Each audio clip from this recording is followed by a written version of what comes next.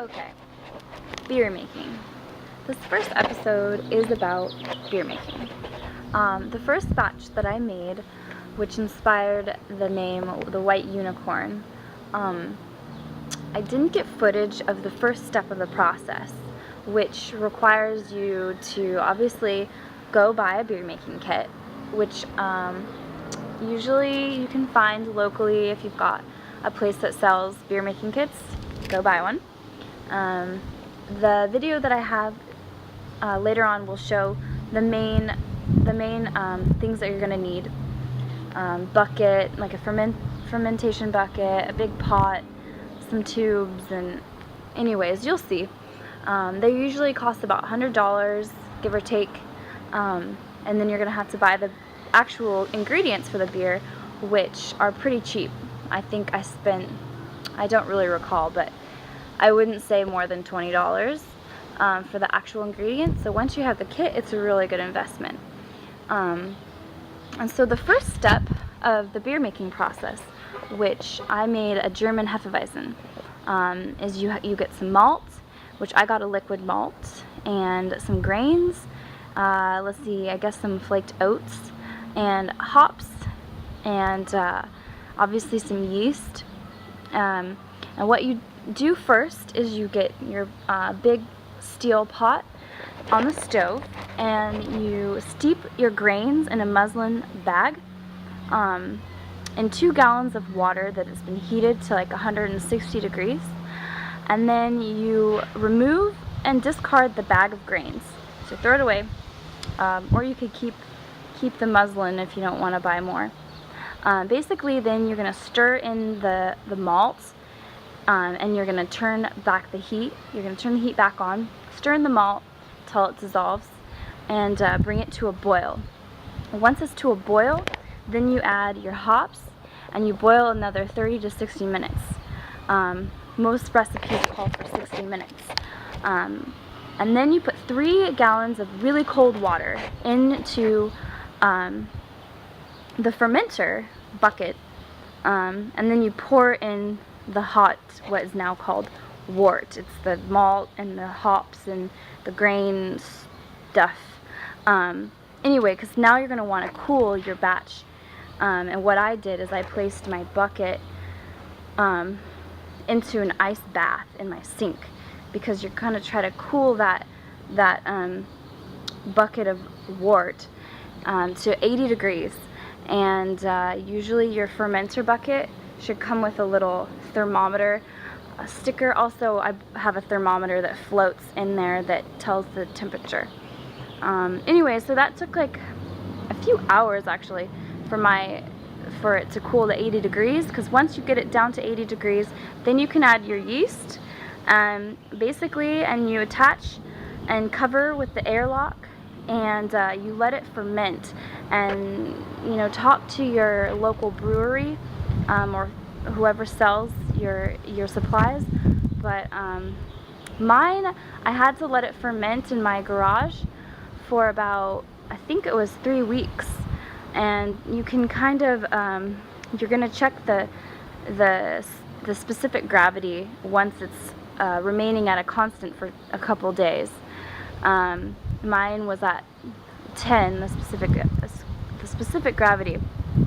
And you want to keep your temperature pretty cool. The warmer, if it's say above about 70 degrees, it's going to get more, for me, for my specific beer, more of a banana flavor. If it's cooler, then you get more of a clove flavor for the German Hefeweizen. Anyways, and then that process, once it's done fermenting, then you bottle it and add a sugar, which is the next part of the video. So, my beer has been fermenting for about 2 to 3 weeks now. I haven't really paid attention. The temperature is currently, well, it was 64 down in my basement. Now it's 68 now that I've taken it outside. So, now that I think it's done fermenting, I am checking with my little, whatever this thing is, to check the specific gravity. So I'm siphoning it out with my sanitized siphon, well, tube, and I'm gonna check the specific gravity of my beer. Okay, so it's hard to tell because the bubbles, but my specific gravity is right about at 10, so that's good because the beer guy said 14 or less. Then he told me to go ahead and taste my beer, and it's not done yet, so Okay, so I am a newbie at this, and I don't remember all the technical words for things, but there's this fancy sugar that the guy gave me, and this is what I'm going to be putting in with my beer as I bottle it, so that I can get some carbonation. Basically, I'm going to dissolve it, heat it up, make it a nice little simple syrup, and let it cool. Maybe I should. And then I will add it to my bottling bucket with my beer. Okay, so I'm going to let that cool down. And now I'm going to finish sanitizing my stuff. So here I have my bottling bucket, which I wanted to make sure was clean, so I used a little of the sanitizer he gave me, which I think is called Star San. And then I sanitized this and this for when I actually transfer my beer into here. Now, one thing I'm going to do is sanitize the bottles that I bought. Probably would be recommended to do that too.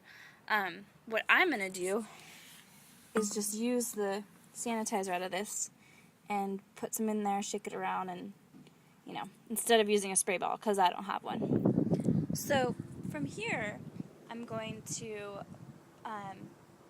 put my beer from my fermenter into my bottler, and you do this little hose dealy so that you can minimize exposure to oxygen. Me to siphon it and then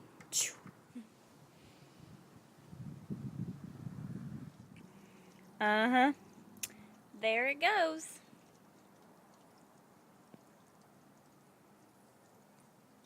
Beer.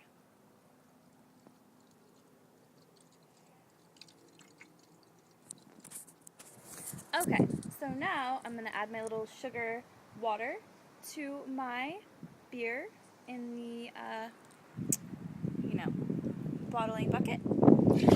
But, oop!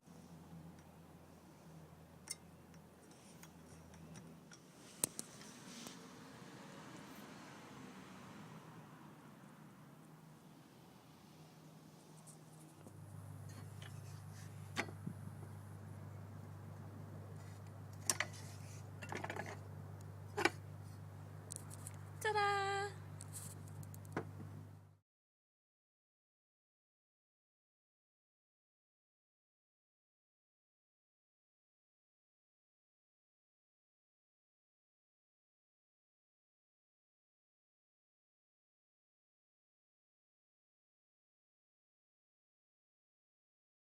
Great. Cheers. Good luck.